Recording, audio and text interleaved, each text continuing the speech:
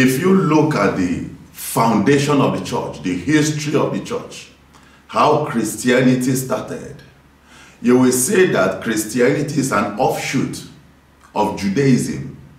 You will see that there's a lot of things that went in before Christianity started. And the way and manner in which Christianity started, it started very simply, very common. Just ordinary people in Galilee came together, joined Jesus Christ when he manifested, followed him, listening to his teachings, and they were going on from there. They didn't expect it to turn to what it became today. Now, when Jesus was preaching, when Jesus was doing what he was doing, he was picking people. He called Peter. Peter was fully into his profession. Peter was doing his fishing business. Matthew was doing his civil service, was a tax collector.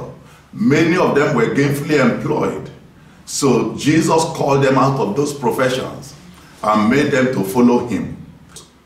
And something now happened. When Peter was following the Lord Jesus, he saw the lifestyle, he saw everything, and he had the Lord constantly talking about he will soon leave, he will soon go away, he will soon depart, he will soon hand over to them. Peter should take care, all those things. And Peter became inquisitive, became curious. And Peter had to ask one question. In Mark chapter 10, in verse 28, Peter asked the Lord, he said, he began to say unto him, Lo, we have left all and have followed thee.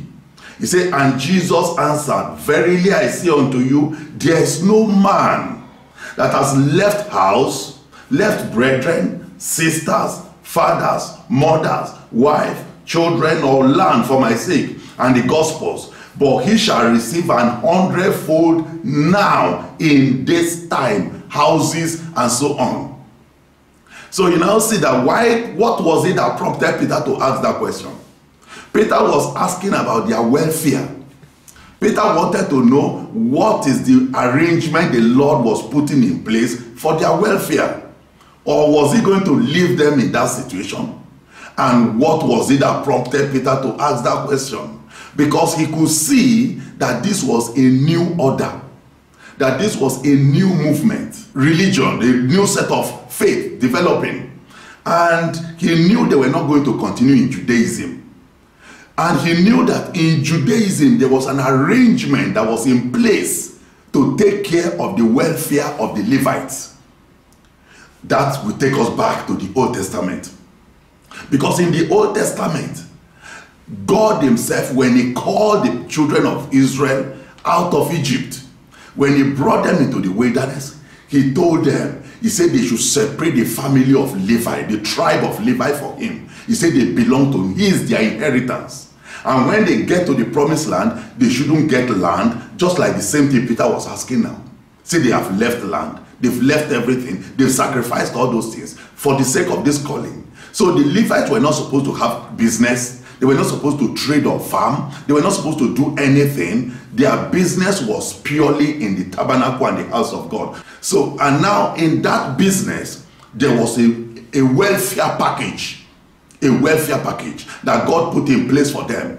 The welfare package was that every tribe in Israel, the remaining 11 tribes, whatsoever business they did, whatsoever farm or anything they did, enterprise, when they gather the whole intake, they have to bring 10% of it to the Levites.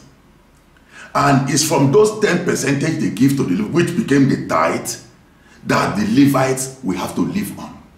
Now, let's calculate it this way. If every tribe got 100% and they remove 10% from it, they are left with 90%. And if 11 tribes contribute 10% for Levite, the Levites will have 110%. So you now see that that is the arrangement, or that is the reward. That was the same thing Jesus Christ was telling Peter. He said, you have left everything, but in this one you are going to have 100-fold. You are going to have 400-fold. So whatsoever you have left, whatsoever you have sacrificed, you will get 100-fold in this world. Now, if you look at the way God said it, God put it in Deuteronomy 26. He told them there how to do the tithe. He said when they harvest everything, when they get their tithe, they should take it in a basket and take it to the house of God and give it to the priest, to the Levite who was there, and say and make some confession that a Syrian ready to perish was my father, and he sojourned in a strange land, and so on and so on, and this is the tithe thereof. So now that brings me to what I really want to address: the ignorance of Christianity, the naivety of the children of God.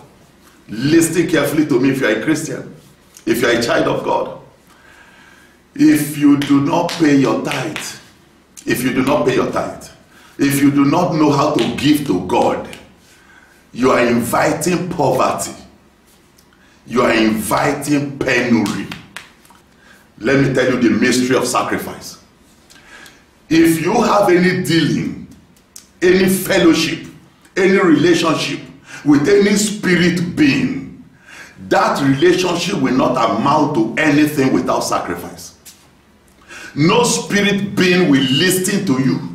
No spirit being will accommodate you, whether it be good spirit being or bad spirit being. They will never listen to you where there's no sacrifice. Never. You can't have fellowship with them. You can't communicate with them. You can't exchange anything with them without sacrifice. It is sacrifice that is the currency, the exchange currency between human beings and spirit beings. When God brought Israel out of Egypt, these were people that had been suffering in captivity, in bondage.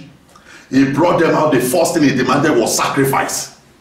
He told Moses, he said, tell them I want sacrifice. He said, let all of them bring unto me their offerings. Let them give to me. Does it mean that God was poor?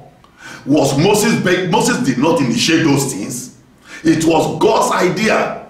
And the reason was so that they can relate with him as a spirit being. The Bible said our God is a spirit. And anybody that must worship him must worship him in truth and in spirit. And he initiated that sacrifice. He told them, he said, don't ever appear before me empty-handed. Don't come before me empty. That is spiritual secret.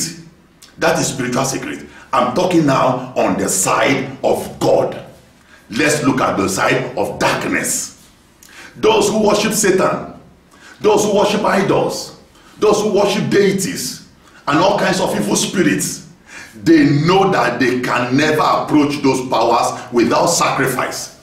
Listen, children of God. One thing you must know is the way darkness thinks, the way occultism thinks. They believe that this world belongs to them. They believe that the wealth and the prosperity of this earth belongs to them. You remember what Satan told Jesus during the temptation? He said that look at the whole glory of the earth. He said they are given to me. He said they are mine. Jesus didn't bother to argue with him. That is the mindset of occultism. That is the mindset of darkness.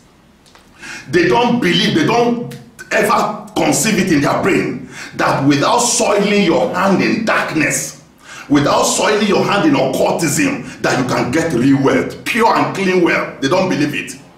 Because the lies they tell them in their occultism, in their kingdoms, is that wealth belongs to them and that Christianity is meant to be poor. Listen carefully. The Lord said one thing: gold and silver belongs to God. He is the one that gives the power to make wealth. The Bible says that if any man, that's the law, will come and tell us to depart from the way God has taught us to serve him, to serve another God, he said that every man's hand should be upon him. Say, because you have touched the Lord's anointed, I lay my hand upon you for destruction. Listen, Christianity is not a religion of fear. Christianity is a religion of power. All from the beginning through to today. It's a religion of power. And we will not allow occultists to come and insult it. We will not allow occultists to come and touch it, to come and corrupt it for us.